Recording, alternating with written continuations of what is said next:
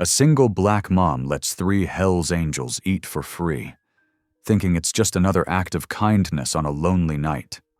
But when the town finds out, they call her crazy, say she's inviting danger straight through her diner doors. What they don't know is that her simple kindness is about to shake the entire town. A week later, the sound of 200 roaring motorcycles fills the highway. The same mom everyone judged steps outside, trembling, only to see hundreds of bikers stopping right in front of her. They didn't come for trouble. They came because of her. But when kindness turns her into a target and hate burns everything she's built, she has to make a choice: fight back with fear or stand tall with faith. How far would you go to do the right thing when the whole world tells you you're wrong? Drop a comment below and share which part of the world you're tuning in from today. If you enjoy stories like this, don't forget to subscribe for more. The fluorescent lights hummed softly overhead as Maya Jefferson moved her cloth in slow circles across the worn counter.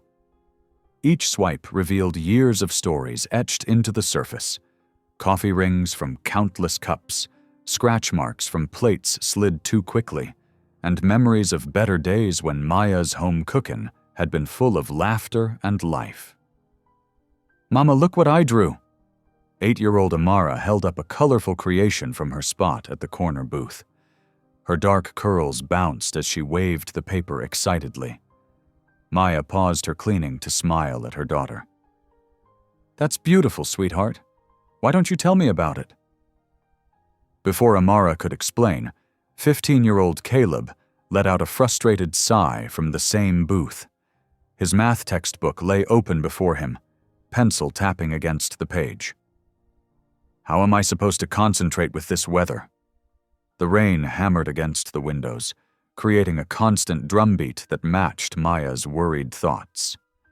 The stack of bills by the register seemed to grow taller every day, each one stamped with red warnings that made her stomach twist.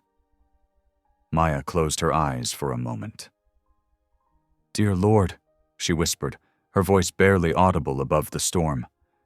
"I know you have a plan. Please just show me the way." The old coffee maker sputtered in the corner, releasing a burnt smell that made her wince. She'd have to replace it soon, but that was another expense she couldn't afford. The open sign in the window flickered uncertainly, as if it too was losing faith.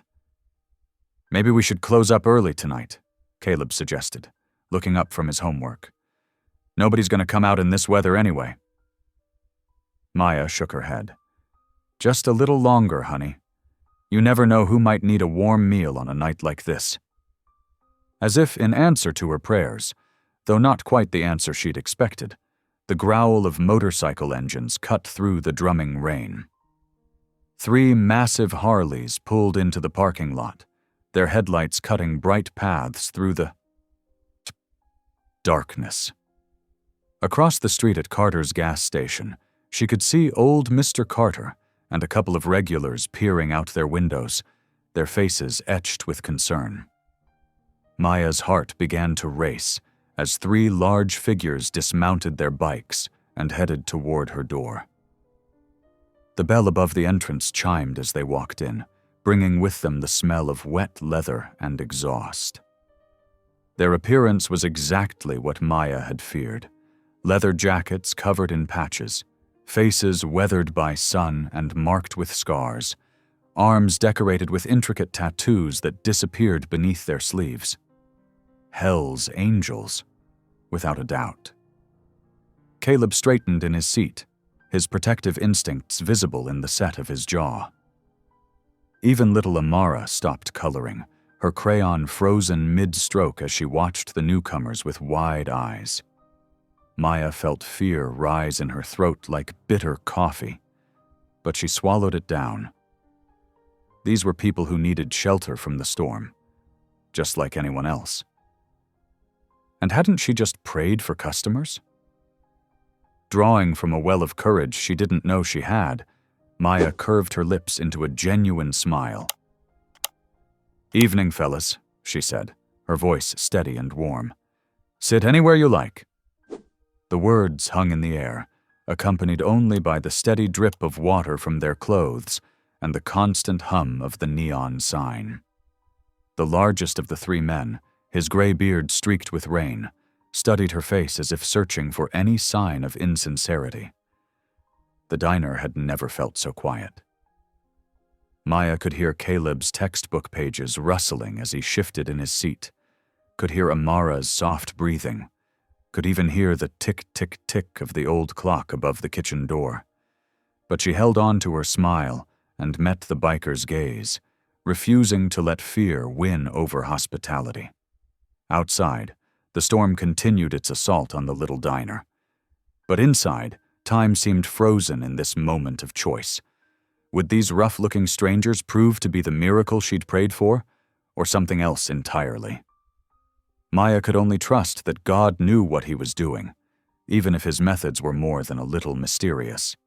The "open" sign flickered once more, casting intermittent shadows across the scene. A small family and 3 intimidating strangers, all waiting to see what would happen next in this rain-soaked evening that suddenly felt full of possibility. Maya kept her smile steady, her hand resting on the menu stack, ready to serve whoever God had sent her way, even if they didn't look anything like the angels she'd imagined when she'd whispered her desperate prayer. The bikers settled into the largest booth, their leather jackets creaking against the vinyl seats. Maya took a deep breath, grabbed 3 menus, and approached their table with practiced steadiness. The smallest comfort was that her diner was empty, except for her family, though that thought brought its own kind of worry. "Coffee to start?" she offered, placing the menus down. The men nodded, their expressions unreadable beneath their gruff exteriors. Maya hurried back to the kitchen where Caleb stood in the doorway, his young face creased with concern. The 15-year-old grabbed her arm as she reached for the coffee pot. "Mom, they're dangerous," he whispered urgently, his eyes darting towards the dining room. "Everyone knows about the Hells Angels. We should call someone." Maya gently removed his hand, giving it a reassuring squeeze. "Everybody deserves a meal when they're cold, honey, even people who look scary on the outside." She filled 3 cups with the last of the coffee, its bitter aroma rising in tendrils of steam. "But Mom?" "Keep an eye on your sister," Maya said softly, nodding toward Amara, who was still coloring, seemingly oblivious to the tension around her. Maya carried the coffee cups to the biker's table, setting them down carefully. "We've got homemade chili left," she said, working to keep her voice steady. "And fresh cornbread from this morning, if you're interested." One of the men looked up, and Maya was struck by his eyes, gentle despite the hardness etched into his weathered face. A patch on his jacket read, "Hawk," and when he spoke, his voice was unexpectedly soft. "That sounds just fine, ma'am," he said, noticing her trembling hands as she poured their coffee. "But you don't gotta serve us for free. We can see times are tough." Maya's cheeks flushed. Was it that obvious? The unpaid bills seemed to burn in her peripheral vision. "The chili's going to waste anyway," she said with a small shrug. "Consider it on the house." She hurried back to the kitchen, ladling out 3 generous portions of the remaining chili. The warm, spicy scent filled the air as she added squares of golden cornbread to each plate. Through the kitchen window, she could see Caleb hovering protectively near his sister, shooting worried glances at their unusual customers. The bikers ate in near silence, communicating mostly through nods and grunts. Maya busied herself wiping already clean counters, trying not to hover, but keeping a watchful eye. To her surprise, they were impeccably polite, using their napkins, careful not to spill, and speaking in low voices that wouldn't disturb the peace. When they finished, the one called Hawk stood first, adjusting his jacket. The other 2 followed suit, and Maya's heart rate picked up as they approached the counter. But they simply nodded their thanks, and filed out into the night, the bell chiming their departure. Maya waited until their motorcycles roared to life and faded into the distance before approaching their table. The dishes were stacked neatly, and beneath one of the coffee cups, she found a folded napkin. Her hands shook as she opened it, reading the message scrawled in surprisingly neat handwriting.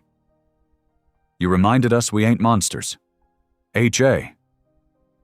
Tucked beneath the napkin were 2 crisp $100 bills. Maya's legs went weak, and she sank into the nearest booth. The money in her hands could cover the past-due electric bill with enough left over for groceries, but it was the message that broke something open inside her. Caleb appeared at her side. "Mom, are you okay?" He peered at the napkin, then at the money. "They paid? That much?" Maya nodded, unable to speak past the lump in her throat. When Caleb went to check on Amara, she finally let the tears fall. Tears of relief, of gratitude, of confusion. Was she foolish to have served them, to have trusted her instincts? Or was this confirmation that faith could work in mysterious ways? Outside, the storm that had raged all evening began to quiet. The drumming of rain softened to a gentle patter, then stopped altogether. Through the window, Maya watched as the clouds parted, revealing a bright moon that cast silver light across the wet parking lot. It seemed like a sign, though of what she wasn't quite sure. She clutched the napkin to her chest, feeling the weight of those simple words. Sometimes kindness came back in unexpected ways, through unexpected people. And sometimes, just sometimes, a leap of faith landed exactly where it needed to. The morning sun painted Maya's home cookin' in golden light, but the warmth couldn't chase away the chill that had settled over the small town. Maya noticed it the moment she stepped out of her car. The way Mrs. Peterson and her friends huddled together outside the church, their whispers dying as they spotted her. "Lord have mercy," one of them muttered, loud enough for Maya to hear. "Harboring those criminals." Maya lifted her chin and unlocked the diner's front door, pretending the words didn't sting. Inside, she went through her morning routine, brewing coffee, checking inventory, and wiping down tables that were already clean. The regular breakfast crowd was noticeably thinner than usual. By mid-morning, the bell above the door chimed. Deputy Lowell's heavy boots squeaked against the freshly mopped floor as he approached the counter, his face set in stern lines beneath his wide-brimmed hat. "Morning, Maya," he said, declining her offer of coffee with a raised hand. "Need to have a word with you about your visitors last night." Maya continued arranging clean mugs on the shelf. "They were just customers, Deputy. Those weren't ordinary customers." He leaned forward, lowering his voice. "That's a dangerous chapter passing through. We've had reports from 3 counties over about them. Property damage, fights, intimidation." "They were perfectly polite here," Maya replied, turning to face him. "Paid their bill and everything." Deputy Lowell's weathered face creased with concern. "You can't trust men like that, Maya. They're trouble, plain and simple. What if they come back? What about your kids?" Maya's hands stilled on the counter. "I didn't do it for trust, Deputy Lowell," she said quietly. "I did it for decency. They were cold and hungry, just like anyone else might be." "This isn't about one meal," he insisted. "It's about the message you're sending. People talk, Maya. They're already worried." As if to prove his point, the phone rang. It was Bob from the supply company, his voice awkward and apologetic. "Sorry, Maya, but we're going to have to delay your next delivery. For, safety reasons, you understand?" Maya's stomach dropped. "Safety reasons? Bob, we've known each other for 5 years." "It's not personal," he cut in. "Just temporary, until things settle down." The line went dead before she could respond. Maya stared at the phone, her throat tight. Deputy Lowell was still watching, his expression a mix of sympathy and vindication. "Just think about what I said," he advised, adjusting his hat. "This town looks after its own, but you've got to meet us halfway." The day crawled by, each empty booth a reminder of how quickly word had spread. The few customers who did come in were mostly truckers passing through, oblivious to local gossip. Maya kept herself busy deep cleaning the kitchen, trying not to count the missing faces of her regular customers. At home that evening, she managed to get Amara to bed early, but Caleb lingered at the kitchen table, pushing his meatloaf around his plate. His dark eyes, so much like his father's, were troubled. "Tommy's mom told him they can't come to the diner anymore," he said finally. "And at school, some kids were saying stuff about us helping criminals." Maya set down her fork. "Does that bother you?" Caleb frowned at his plate. "Why'd you help them if everyone hates you now?" The question hung in the air, heavy with the weight of all the whispers, all the turned backs, all the empty seats. Maya thought carefully before answering. "Because if kindness needs permission, it ain't kindness anymore," she said softly. "Sometimes doing the right thing isn't the same as doing the easy thing." "But what if the diner goes under?" Caleb's voice cracked slightly. "What if we can't? Hey." Maya reached across the table, squeezing his hand. "We're going to be okay. People's memories are shorter than their opinions. This'll pass." But later that night, after Caleb had gone to bed, Maya stood in the empty diner, looking out at the deserted street. The open sign cast a weak red glow on the wet pavement, and doubt crept in like the evening chill. Had she really done the right thing? Or had she just doomed everything she'd worked so hard to build? She touched the napkin in her apron pocket. She'd kept it, though she wasn't sure why. "You reminded us we ain't monsters," it said. Simple words that had cost her so much. She wondered if she'd planted a seed she couldn't yet see, or if she'd just been naive. The clock struck 9 o'clock, and Maya began her closing routine early. There was no point staying open late tonight. No one was coming. She counted the day's meager earnings, swept the floors one last time, and turned off the lights. In the darkness, she could almost pretend it was just another normal night, that tomorrow would bring the usual rush of familiar faces and friendly chatter. But as she locked the front door, she knew better. The town had made its judgment, and she would have to live with the consequences of her choice. Whether those consequences would break her or strengthen her remained to be seen. Maya stood for a moment longer, staring at the empty road stretching into darkness. The same road that had brought those bikers to her door, that had set all this in motion. Somewhere out there, they were probably telling their own version of last night's story. She wondered what they'd say about the diner with the flickering sign, and the woman who'd served them without fear. A car passed by slowly, its headlights illuminating the "Home Cookin' sign. The driver didn't stop, didn't even slow down. Maya watched until the taillights disappeared around the bend, then turned toward her own car. Tomorrow would come, whether she was ready or not. And she would face it the same way she'd faced everything else. One customer, one meal, one moment at a time. The week crawled by like molasses in winter. Maya kept her routine, arriving before dawn to prep the kitchen, but the usual morning rush had dwindled to a trickle. She filled the quiet hours by baking pies, apple, cherry, peach, their sweet scent a comfort in the emptiness.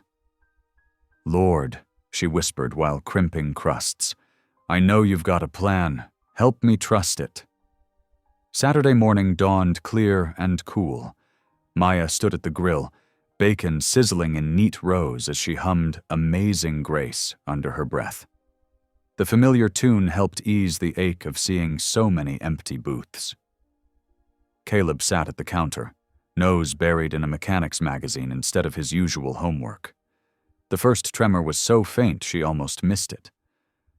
But then the coffee cups began to rattle, and the windows started to vibrate with a deep, growing rumble. "Mom!"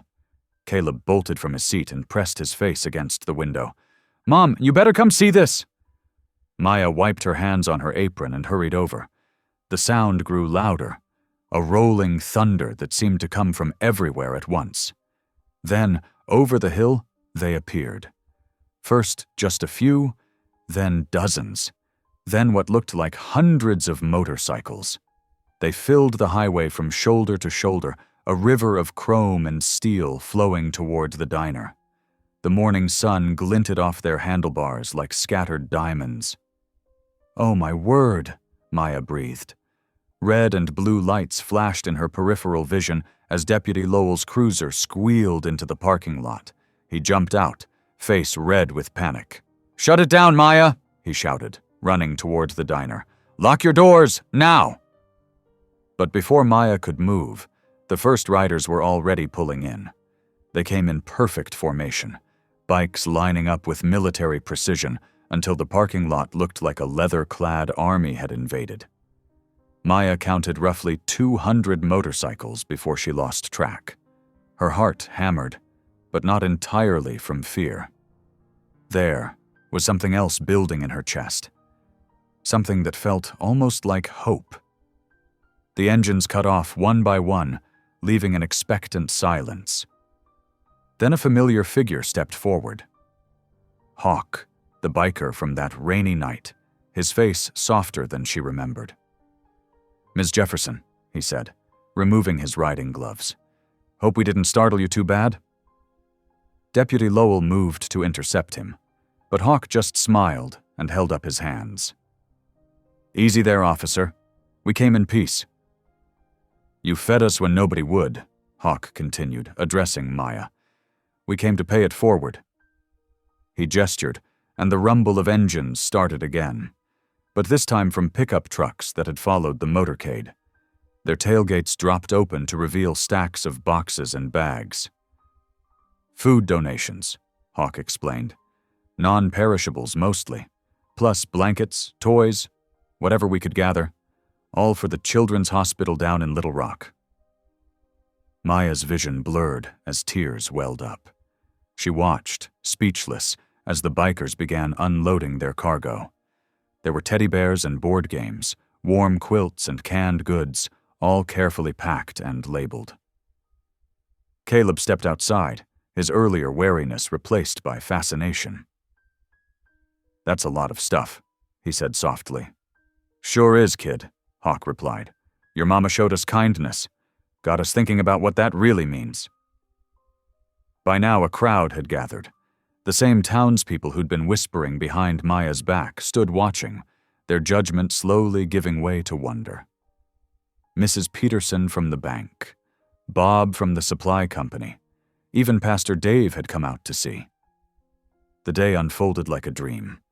Bikers and townspeople worked side by side, sorting donations and loading them onto delivery trucks bound for the hospital. The diner's parking lot became an impromptu gathering place, filled with conversation and unexpected laughter. Maya kept the coffee flowing and the griddle hot, serving up plates of eggs and pancakes to anyone who was hungry. This time, when she tried to give them their meals for free, Hawk wouldn't hear of it. "You've done enough giving," he said firmly, laying down cash for his whole group. "Let us give back." As the sun began its descent, casting long shadows across the asphalt, Maya stood in her doorway, taking it all in. The sea of leather-clad figures mingled with local families, sharing stories and smiles. Children perched on parked motorcycles, while their parents chatted with riders about the charity drive. The evening air rang with an unlikely symphony, the clink of coffee cups, the rumble of idling engines, and something that sounded remarkably like grace. Maya watched as Deputy Lowell shared a handshake with Hawk. Their earlier tension dissolved in the warmth of common purpose. "I guess I was wrong about you folks," the deputy admitted. Hawk nodded. "Happens more often than you'd think. We might look rough, but we know about giving back." Maya felt a gentle tug on her apron and looked down to find Caleb standing beside her, his eyes bright with understanding. "This is why you helped them that night, isn't it?" he asked. "You saw something nobody else did." She wrapped an arm around his shoulders, remembering her own words about kindness not needing permission. "Sometimes," she said, "you just have to trust that good spreads, even when you can't see how." The parking lot had become a testament to that truth. Where there had been suspicion, now there was solidarity. Where there had been judgment, now there was joy. And in the midst of it all, Maya's little diner stood as a reminder that sometimes the biggest changes start with the smallest acts of grace. Dawn painted the sky in soft pinks and golds as Maya pulled into her diner's parking lot. The sight that greeted her made her pause. Dozens of tents dotted the grounds like colorful mushrooms, while early-rising bikers tended to small camping stoves or polished their motorcycles in the morning light. The smell of camp coffee mingled with the crisp morning air. Maya watched as some of the men rolled up sleeping bags while others stretched and yawned, their leather jackets draped over motorcycle seats. It looked more like a family reunion than a biker gathering. Inside her kitchen, Maya fell into her familiar routine, mixing biscuit dough with practiced hands. The soft flour clouds and the rhythm of kneading helped calm her racing thoughts. She'd made these biscuits 1,000 times before, but today felt different. Special somehow. Soon, the heavenly aroma of fresh-baked biscuits and creamy gravy filled the air. Maya balanced a large tray as she pushed through the door with her hip, scanning the parking lot for familiar faces. Hawk spotted her first, his face breaking into a warm smile as he jogged over to help with the tray. "Ma'am, you didn't have to do this," he said, but his eyes lit up at the sight of the steaming biscuits. "Of course I did," Maya replied, trying to keep her voice steady despite her nerves. "Can't have guests going hungry on my watch." Hawk's expression softened. "There's someone I'd like you to meet," he said, gesturing toward a group of men near the biggest tent. He led her to a burly figure who stood head and shoulders above the rest. "Maya Jefferson," Hawk announced. "Meet Rex Garrison, though most folks call him Bear." Bear turned around, and Maya understood the nickname immediately. He was massive, with a salt and pepper beard and hands like baseball mitts. But when he reached out to shake her hand, his touch was surprisingly gentle. "Ma'am," he rumbled, "it's an honor to finally meet you." Despite his gruff exterior, his eyes held a warmth that reminded Maya of her late father. "The honor's mine," she replied, offering the tray of biscuits. "Please, help yourself." Bear took a biscuit, but didn't eat it right away. Instead, his expression grew serious. "There's something you should know," he said quietly. "One of the men you fed that night, Tank, he passed away last week. Cancer finally got the better of him." Maya's heart sank. Though she barely knew them, the news hit her hard. "I'm so sorry," she whispered. Bear nodded slowly. Before he went, Tank told everyone who'd listen about a woman who fed 3 sinners like they were saints. Those were his exact words. Said it was the first time in 20 years someone looked at him and saw a person, not just a patch. Maya felt tears welling up in her eyes. She remembered the big man's quiet "thank you" that rainy night, how his hands had trembled slightly as he held his coffee cup. "That's why we're all here," Bear continued, gesturing to the gathered bikers. "Tank's last wish was for us to pay that kindness forward. Said maybe it'd help folks see us different." Unable to speak past the lump in her throat, Maya simply nodded and wiped her eyes with her apron. "Come on inside," she managed finally, her voice thick with emotion. "All of you. Breakfast's on me today."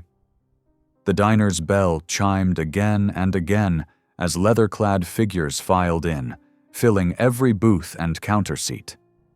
Maya cranked up the griddle and soon had bacon sizzling, its familiar smell mixing with fresh coffee and morning conversation.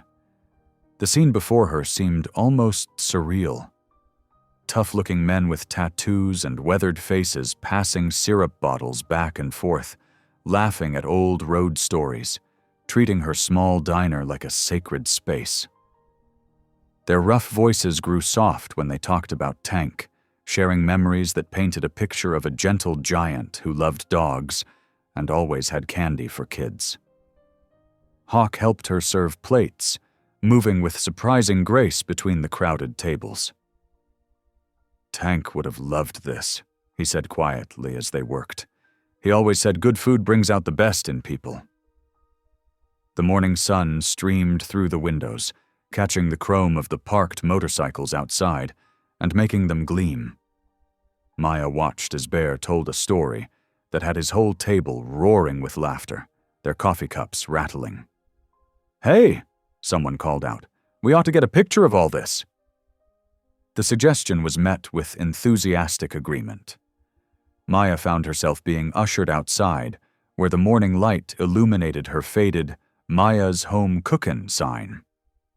The bikers arranged themselves in front of the diner, some standing, some kneeling, all grinning like schoolboys. "You too, Maya," Bear insisted, making space for her in the center of the group. "You're the reason we're all here." Caleb, who had arrived early to help with breakfast, volunteered to take the photo. Maya stood there, surrounded by leather and denim, feeling strangely at home among these unlikely friends. Just before Caleb pressed the button, she heard Bear rumble, "This one's for Tank." The camera flashed, capturing the moment forever. Maya's small figure in her flour-dusted apron, surrounded by grinning bikers, the morning sun casting long shadows behind them, and her diner's sign glowing proudly above it all. The afternoon, sun beat down on the parking lot as Maya heard an unfamiliar rumble. Not motorcycles this time, but news vans pulling up outside her diner. She watched through the window as reporters and cameramen spilled out, their equipment glinting in the sunlight. "Miss Jefferson?" A young woman in a crisp blazer approached with a microphone. "I'm Sarah Chen from Channel 7 News. Would you mind telling us about what brought 200 Hells Angels to your diner?" Maya glanced at Bear, who gave her a reassuring nod. "I just fed some hungry folks," she said simply. "They came back to say thank you." The story spread like wildfire. By evening, Maya's phone wouldn't stop buzzing with notifications. Someone had posted the morning's photo online, and it had gone viral. Single Mom Feeds Hells Angels. They return with 200 bikers to thank her, blazed across social media and local news channels. "Mom, look," Caleb showed her his phone. "People are sending money to help the diner." A fundraising page had appeared, with donations climbing by the minute. But not everyone shared in the celebration. Her phone rang again, Pastor Eli Barrett's number. "Maya." His voice carried that stern tone she knew too well. "I need to speak with you about the situation at your establishment." "They're good people, Pastor," Maya said quietly. "Good people?" He sighed heavily. "These men represent everything we stand against. Have you considered what example you're setting for the children? For Caleb?" Maya watched through the window as Bear showed Caleb how to adjust a motorcycle's carburetor. Her son's face glowed with attention and respect she hadn't seen since his father passed. "I'm teaching him that love doesn't pick and choose, Pastor, just like Jesus didn't." The resistance didn't stop there. When Maya tried to place her weekly supply order, Mrs. Henderson at the grocery store refused her business. "We can't be harboring trouble," she said stiffly. "What if they decide to make this their regular spot?" But for every closed door, the bikers seemed determined to open another. They organized themselves into work crews, cleaning up trash along the highway outside town. Bear and several others climbed up to fix her flickering diner sign, replacing old wiring and bulbs until it shone like new. Maya stood amazed as she watched them mow Mrs. Patterson's overgrown lawn, the elderly widow who could barely afford her medication, let alone yard maintenance.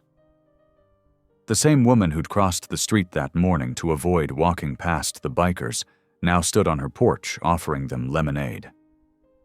Inside the diner, Caleb shadowed Bear like a second shadow. "See this gasket?" Bear's deep voice carried from the parking lot. "Always treat it gentle. Same with people. Respect first, judgment never." Maya wiped tears from her eyes as she watched her son absorb every word. Bear's patience reminded her so much of James, Caleb's father. The way he explained things, never talking down, always building up.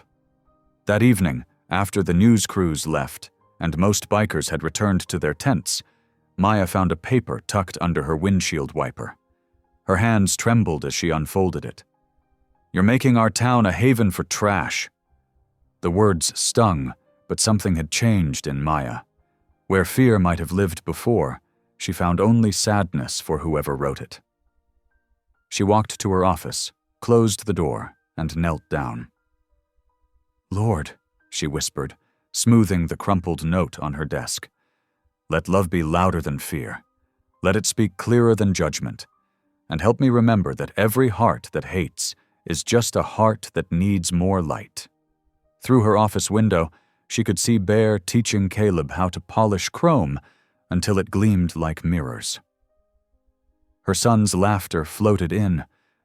Real laughter, not the forced kind she'd heard too often since James died.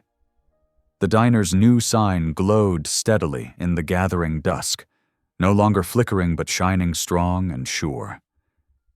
Just like faith, Maya thought. Sometimes it needs a little help to shine brighter, but it never truly goes out. She pinned the anonymous note to her bulletin board, not to remember the hatred, but to remind herself that love always costs something. And sometimes, the price shows you're on the right path. A week passed like a dream at Maya's home cookin'. The morning sun found Hawk sitting at the counter, nursing his third cup of coffee while watching Maya knead dough for the day's biscuits. "I've been thinking," he said, his weathered hands wrapped around the steaming mug. "About Tank."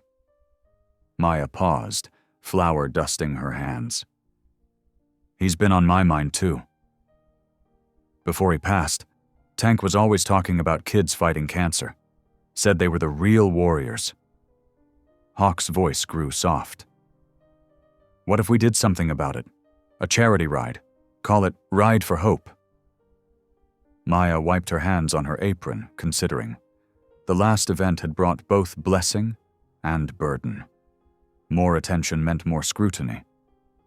But something in Hawk's eyes, that same gentle light she'd seen that first rainy night, made her hesitate to say no. "We could raise money for children's cancer hospitals," Hawk continued. "Tank would have loved that." "It's a big undertaking," Maya said carefully. "We've got hands to help.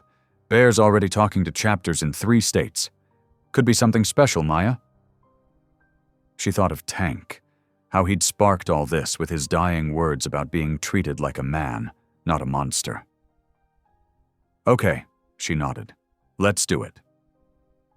The next few days buzzed with activity. Hawk and Bear set up a command center in the diner's back booth, making calls and coordinating with other chapters. Maya's children threw themselves into the preparations, Caleb designing flyers on his laptop, while Amara colored Ride for Hope posters with her brightest crayons. Maya worked double time, testing new recipes for the feast she planned to serve. The kitchen filled with the smell of smoking pork shoulders and simmering. Beans. Every night, she fell into bed exhausted but smiling. Word spread faster than anyone expected. Bikers from Tennessee, Mississippi, and Oklahoma pledged to attend. Local businesses, seeing the potential for positive publicity, began calling to offer support. Even Mrs. Henderson from the grocery store quietly donated supplies, though she still wouldn't look Maya in the eye. The morning of the event dawned clear and cool. Maya arrived at the diner at 4 o'clock in the morning to start cooking. She found Hawk already there, setting up tables in the parking lot. "Couldn't sleep," he admitted when she raised an eyebrow. By 9 o'clock, the rumble of motorcycles filled the air. They came in waves, hundreds of them, more than the first time. Leather-clad riders from every direction, their bikes gleaming in the morning sun. The parking lot overflowed into the adjacent field, which Bear had mowed specially for the occasion. News vans arrived, reporters clutching microphones and cameramen adjusting their equipment. Maya watched it all through the kitchen window, her hands trembling slightly as she pulled another tray of cornbread from the oven. "Mom," Caleb appeared at her elbow. "They want you to give a speech." Maya froze. "A speech?" "Just a few words," Hawk said from the doorway. "These people came because of you, Maya. Your kindness started all this." She looked down at her flour-dusted apron. "I'm not dressed for—" "You're perfect just like that," Hawk interrupted gently. "Real as it gets." Outside, Bear had cleared a space and set up an impromptu stage, really just a sturdy picnic table with a microphone. The crowd gathered, their faces expectant. Maya climbed up, her legs shaky. Looking out at the sea of faces, rough and gentle, young and old, leather-clad bikers next to curious townspeople, Maya felt something shift inside her. All these people, brought together by one simple act of kindness. "I'm not much for speeches," she began, her voice carrying across the suddenly quiet crowd. "I'm just a woman who believes in feeding people, but this—" She gestured at the gathering. "This is about more than food. It's about seeing each other, really seeing each other." She thought of Tank, of that first rainy night, of all the moments that had led here. "Love isn't safe," she continued, her voice growing stronger. "It's brave. It asks us to look past our fears and see the heart beating in every person. That's what Tank taught us. That's why we're here." The crowd erupted in cheers. Maya climbed down, her cheeks flushed, and found herself swept into a bear hug by Bear himself. The day unfolded like a miracle. Children from the local hospital arrived in a special bus, their faces lighting up at the sight of the motorcycles. Tough-looking bikers became gentle giants, helping kids sit on their bikes for photos, showing them how to rev engines. By sunset, the donation total flashed on a digital board: $75,000.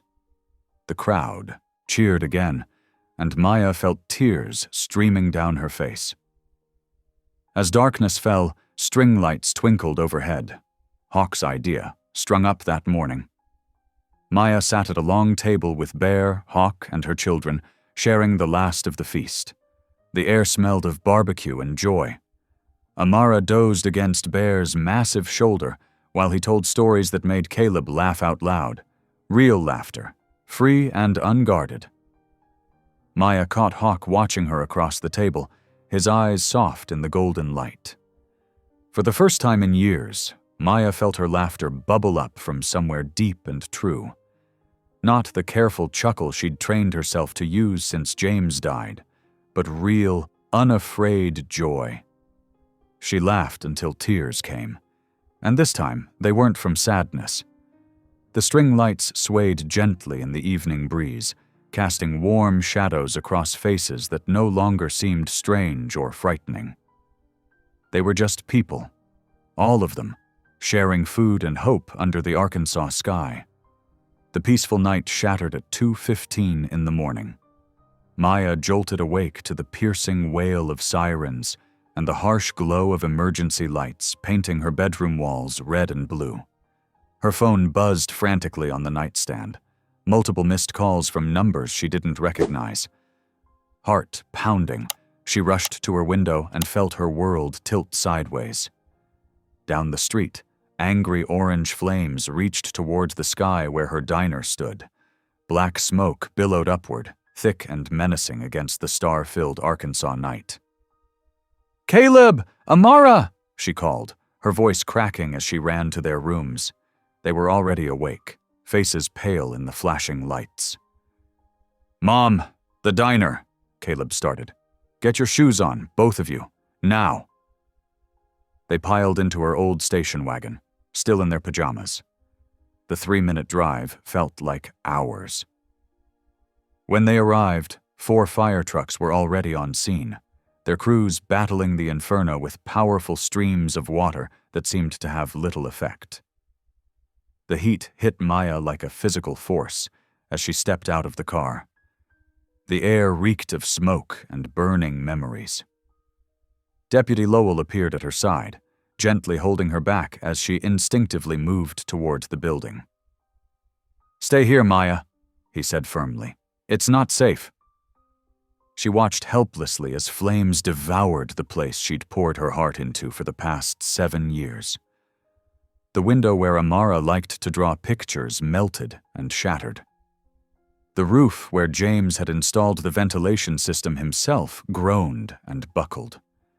The rumble of motorcycles cut through the chaos. Hawk and Bear arrived, their faces grim in the firelight.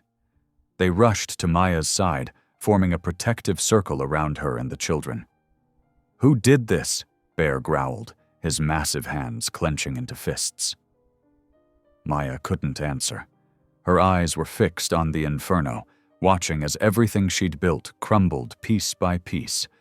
The old sign her father had hand-painted crashed down in a shower of sparks. The kitchen where she'd served thousands of meals became an orange-lit cave of destruction. A terrible cracking sound split the air. "Everyone back!" the fire chief shouted. Maya buried her face in Hawk's leather jacket as the building collapsed with a deafening roar, sending embers spiraling into the night sky like dying fireflies. "I'll find who did this," Hawk whispered fiercely, his arms tight around her. "Bear and I will make them pay." "No," Maya interrupted, pulling back to look up at him. Her voice was hoarse from smoke and tears, but firm. "Don't let hate win. Please, that's not what this was ever about." Amara began to cry, and Bear scooped her up with surprising gentleness, letting her bury her face in his beard. Caleb stood rigid, his teenage frame trembling with anger and shock. The firefighters worked through the night, but by dawn, only smoking ruins remained. The morning light revealed the full extent of the devastation: blackened walls, twisted metal, and ash everywhere. The heart of Maya's dream lay in charred pieces. Fire investigators arrived as the sun rose, picking through the debris with careful precision. Maya sat on the curb with her children, wrapped in blankets someone had brought. Church members began to arrive, bringing coffee and offers of help. By mid-morning, the preliminary report came in. "Accidental electrical fire?" the inspector said, pointing to where the old wiring had run behind the kitchen wall. But his eyes didn't quite meet Maya's, and she saw Deputy Lowell shaking his head slightly. The whispers started almost immediately. Maya heard them as people gathered in small clusters around the scene. "It's a sign from above. Mixing with those bikers was bound to bring trouble. God doesn't let sin go unpunished." Pastor Eli approached, his face drawn with concern. "The church basement apartment is yours for as long as you need it," he said quietly. "It's not much, but it's clean and safe." Maya nodded numbly, too exhausted to speak. Hawk helped gather what few things they could salvage, while Bear organized a group of bikers to secure the site. Later that afternoon, Maya stood at the basement apartment's small window, watching wisps of smoke still rising from the ruins of her diner. Amara colored quietly at a folding table, while Caleb sat on one of the twin beds, staring at his phone. "Mom?" Caleb's voice was rough with emotion. Was it worth it? Helping them that first night? Maya turned from the window, looking at her children's faces. One angry, one afraid, both waiting for answers she wasn't sure she had. But as she thought about Tank's story, about the children's hospital donations, about the laughter and healing that had filled her diner in its final days, she felt a certainty settle in her heart. "Maybe kindness costs more than I thought," she said slowly, "but I'd pay it again. Every penny, every tear. Some things are worth more than buildings." She crossed the room and sat between her children, pulling them close like she used to when they were small. Through the window, she could see more motorcycles arriving, their riders carrying tools and lumber. Bear's voice carried down from street level, organizing work crews. The diner was gone, but something stronger had been built in its place. Something fire couldn't touch. Maya closed her eyes and held her children tighter, allowing herself just for a moment to be the one receiving comfort instead of giving it. The days after the fire blurred together like smoke and wind. Maya tried to keep routines normal, waking early to get the children ready for school, but nothing felt normal anymore. The church basement apartment, though clean and dry, echoed with their footsteps and whispered fears. Every morning, she'd walk Caleb and Amara to the school bus stop, forcing a brave smile. "Head up," she'd tell them, even as other parents pulled their children closer when they passed. The whispers followed them like shadows. Bear and his crew had set up camp in an empty lot near the ruins, their tents and trailers forming a protective circle. The sight of leather-clad bikers doing laundry at the local laundromat or buying groceries at the corner store had become commonplace, though still drew stares. One afternoon, a package arrived at the church office. Then another. And another. Soon, boxes began piling up, donations from strangers who'd seen Maya's story on television. Letters came too, filled with words of encouragement and small bills tucked between pages. "Look at this one, Mom," Amara said, holding up a child's drawing of their diner with angels riding motorcycles above it. Maya pinned it to the basement wall, trying to hold back tears. But not everyone shared the enthusiasm. Caleb grew quieter, his teenage face hardening with questions he couldn't voice. She'd catch him staring at the burnt lot when they passed, his fists clenched at his sides. One evening, after a particularly quiet dinner, Caleb finally broke. "If God's so good," he burst out, throwing down his fork, "why'd he let this happen? Why'd he let them burn down your dream?" Maya felt the words like a physical blow.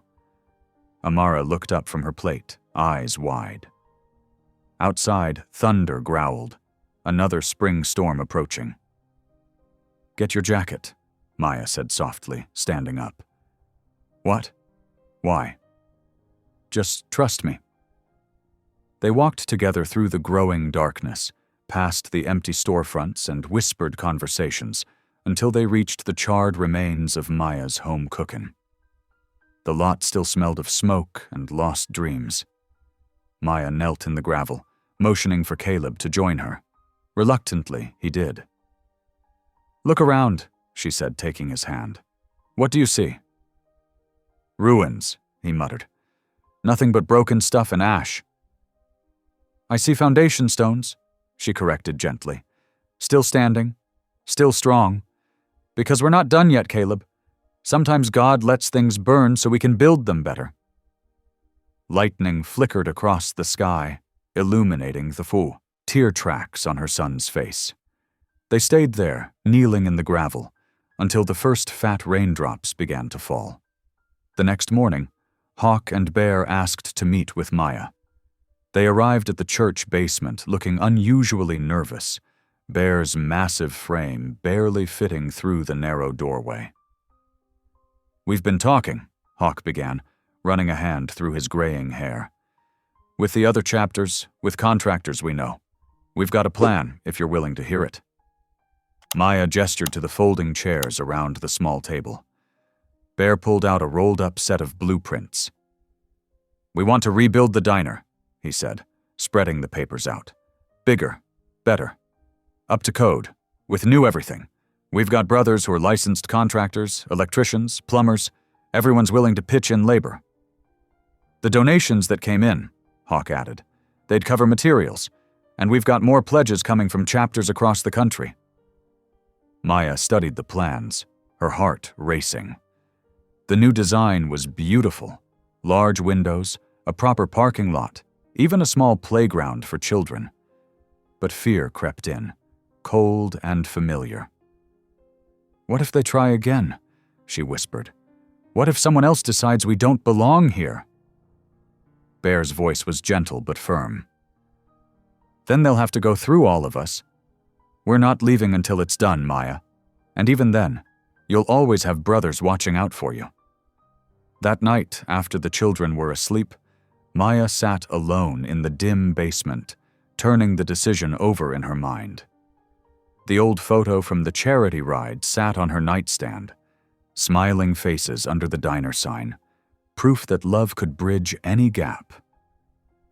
As exhaustion finally pulled her toward sleep, she dreamed. In the dream, she stood in front of a diner.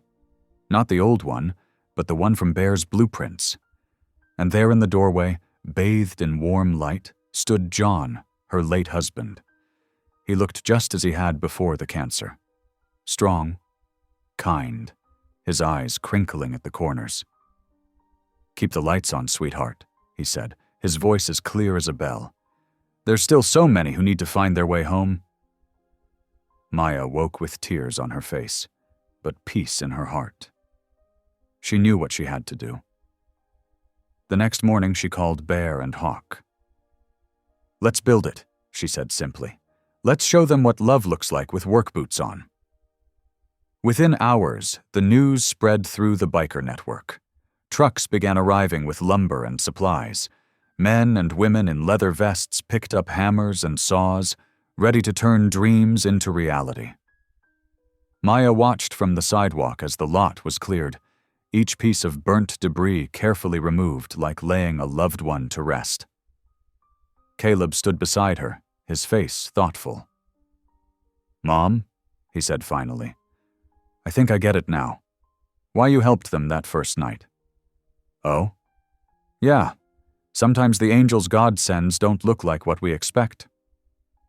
Maya smiled, wrapping an arm around her son's shoulders as they watched the work begin. The rumble of motorcycles mixed with the sound of power tools, a new kind of thunder promising not destruction, but resurrection. The morning sun rose over the charred remains one last time as a convoy of rumbling trucks and motorcycles rolled into town. License plates from Texas, Oklahoma, and Missouri glinted in the early light as bikers arrived in waves, their leather vests decorated with patches from different chapters. Each brought tools, lumber, and determined spirits. Maya watched in awe from the borrowed food truck she'd set up across the street. The silver vehicle, loaned by a sympathetic restaurant owner 2 towns over, wasn't much, but it allowed her to keep doing what she did best, feeding people with love. "Looks like an army showed up," Caleb said, helping her unload boxes of ingredients. "An army of angels," Maya replied softly, watching as Hawk directed trucks to different areas of the lot.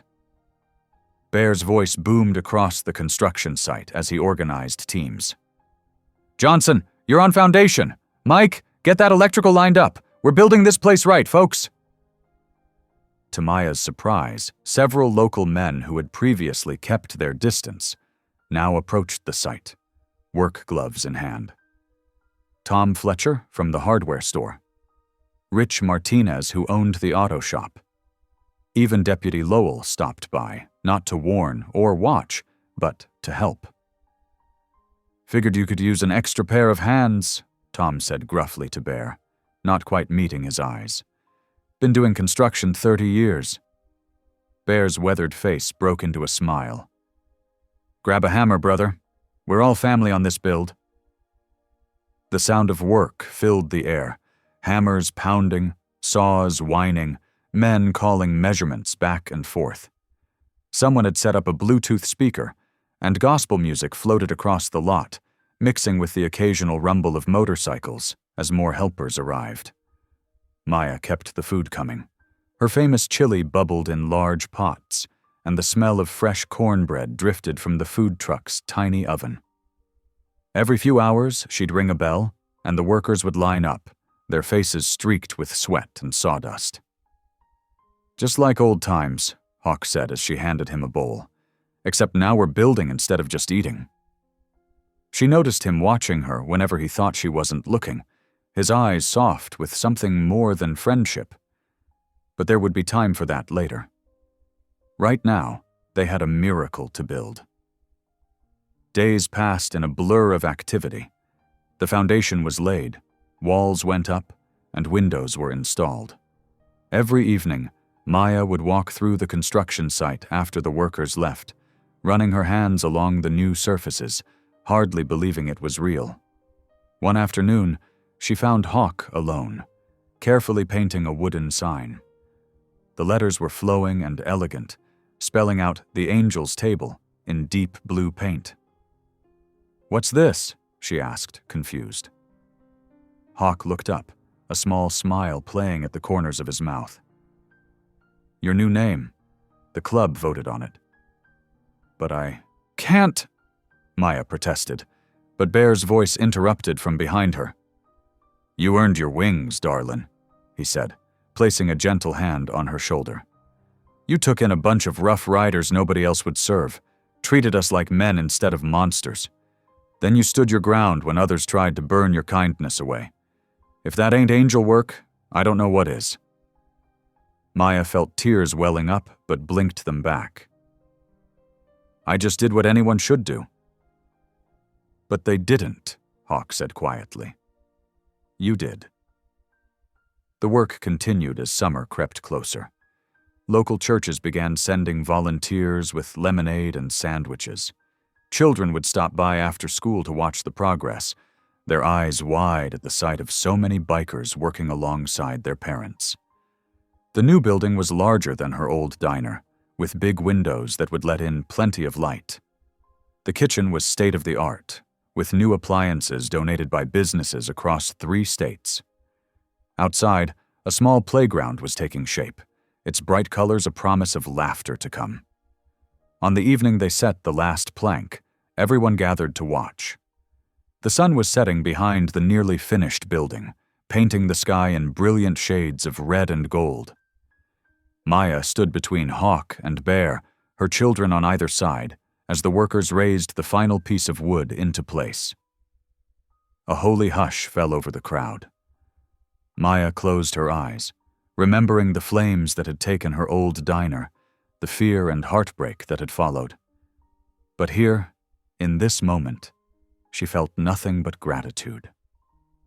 "Beauty for ashes," she whispered, her voice thick with emotion. "You kept your promise, Lord." She opened her eyes to find Hawk watching her, his usual stoic expression softened by understanding. He reached out and squeezed her hand gently, and in that touch was the promise of more tomorrows, more hope, more love yet to come. The gathered crowd broke into cheers and applause. Bear pulled out his harmonica and began playing Amazing Grace, the notes floating up into the evening air. One by one, voices joined in, bikers, townspeople, children, all singing together as the last light of day gilded the new diner's frame in gold. The morning sun painted golden streaks across the Angel's Table's freshly painted walls. Maya stood in the parking lot, watching early light dance off chrome motorcycles and polished pickup trucks. After 2 months of construction, cleaning, and preparation, opening day had finally arrived. "Mama, look!" Amara called from the entrance, her sundress twirling as she spun. "The flowers are perfect!" She pointed to the window boxes bursting with red geraniums, her special project with Bear, who had shown surprising skill at gardening. Inside, the new diner gleamed. Sunlight streamed through spotless windows, making the chrome fixtures sparkle. The expanded dining room could now seat 100 people, with a small stage in one corner for live music. The walls featured framed photographs documenting their journey. The original diner, the fire, the rebuild, and countless shots of smiling faces that had become family. Maya's hands trembled as she tied on her apron. "You okay, Mom?" Caleb asked, adjusting the strap of his guitar. At 15, he seemed older somehow, more confident after working alongside the bikers all summer. "Just grateful," she whispered, smoothing her hair. "So grateful it almost hurts." By 10 o'clock, vehicles began arriving. Motorcycles thundered in from 3 states, forming neat rows in the expanded parking lot. Church vans pulled up, delivering elderly members who had been praying for this day. Pickup trucks brought farmers and their families, while shiny sedans carried business people who had taken the morning off. Hawk appeared at Maya's side, wearing a clean black shirt with his leather vest. "Ready?" he asked softly. She nodded, fighting back tears. "Ready." The doors opened, and people poured in. The smell of fresh coffee and baking bread filled the air as Maya's crew, now including 3 local teenagers she'd hired, began serving the feast. Long tables groaned under the weight of fried chicken, potato salad, fresh rolls, and dozens of homemade pies. Bear's deep laugh boomed across the room as he helped direct traffic. "Welcome to the Angels' table, folks. Find a seat anywhere. We're all family today." Caleb settled onto a stool on the small stage, Hawk beside him with his own guitar. They began playing soft country gospel tunes, their voices blending in perfect harmony. Maya caught herself pausing more than once just to watch them, her heart swelling at how natural they looked together. "Mrs. Jefferson?" A familiar voice made her turn. Pastor Eli Barrett stood there, his usual stern expression replaced by something softer, more humble. "Pastor?" she said quietly, remembering his harsh words from months ago. I need to say something," he began, then looked around at the crowded room. "Actually, may I say it to everyone?" Maya nodded, and Bear helped the pastor onto a chair so everyone could see him. The room gradually fell silent as people noticed him standing there. "Friends," Pastor Eli's voice cracked slightly, "I owe this community, and especially Maya Jefferson, an apology. When these good men first came to town," he gestured to the bikers, "I let fear and prejudice blind me. I forgot that Jesus himself was criticized for the company he kept. I forgot that love doesn't ask for credentials." The room was completely silent now. Maya could feel tears rolling down her cheeks. "Maya," the pastor continued, "you showed us what Christ looks like in leather and denim. You reminded us that grace doesn't come in just one package. I am deeply sorry for judging you, and I ask your forgiveness." Spontaneous applause broke out. Maya walked over and hugged the pastor tight, whispering, "Already done." The celebration continued as food was served. Amara flitted between tables, in her flowered dress, proudly delivering pie slices and collecting compliments on her window box flowers. Maya moved through the crowd, hugging old friends and new family members alike. She watched as leather-clad bikers shared tables with church ladies, swapping stories and phone numbers. Children darted between tables while their parents chatted with men whose appearances might have frightened them just months ago. Near the kitchen, Maya paused at a small bronze plaque she hadn't noticed before. The words made her breath catch. "In memory of Tank, the man who believed in second chances." "Hawk had it made special," Bear said quietly, appearing beside her. "Tank would have loved this place." Maya traced the letters with her finger, remembering the gentle giant who had started it all. "He saw the good in me," she whispered. "No, Maya," Bear corrected gently. You saw the good in him, in all of us. That's what changed everything. The celebration continued well into the afternoon. People came and went, but the atmosphere of joy never dimmed. Maya lost count of how many hugs she received, how many tears she wiped away, both others and her own. As the sun began to set, casting long shadows through the windows, Maya found a quiet moment to lean against the counter and take it all in. The new diner hummed with life and laughter. Caleb was teaching a group of younger kids some guitar chords, while Hawk watched proudly. Amara had fallen asleep in Bear's massive lap, her face smudged with pie crumbs. Church ladies were exchanging recipes with tattooed bikers' wives, and the pastor was deep in conversation with a group of riders about their next charity run. This was more than just a rebuilt diner. It was proof that love could build bridges across any divide. That kindness, even when it costs everything, was worth the price. That sometimes the family you need most is the one you never expected to find. Maya closed her eyes and offered up a silent prayer of gratitude. For the fire that had destroyed her old life. For the courage to keep loving when others said stop. For every person who had believed in second chances.